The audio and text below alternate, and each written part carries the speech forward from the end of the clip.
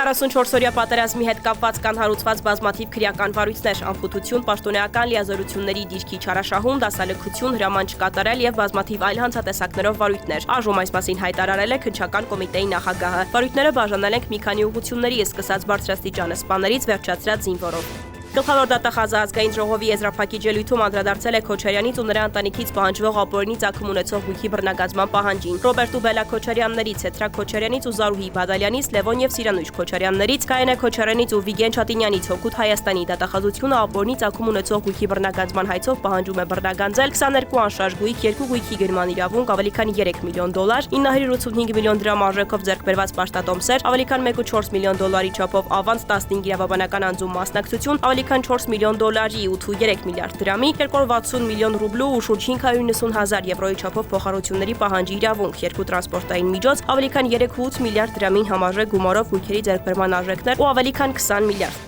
Հոկտեմբերի 27-ի եւ մարտի 1-ի գործերով մեծածավալ գործողություններ են կատարվում ազգային ժողովում, քննչական կոմիտեի նախագահի խոսքն է։ Ես տեղյակ եմ, որ այս գործերով մեր հանրությունը սպասում է կոնկրետ պատասխանների, իսկ մենք կոչված ենք, որպեսզի այդ պատասխանների հետ կապված գործողություններ կատարվեն, որպեսզի մյուս անգամ այստեղ ասելիք ունենանք։ Ասել է նա, հավելելով, որ մեծ գայթակղություն ունի այս գործերի մասով մանրամասներ ներկայացնելու, բայց այդ գայթակղությանը կդիմանա, որ երբ ԿԿ-ն կոնկրետ արդյունք ունենա հրապարակի։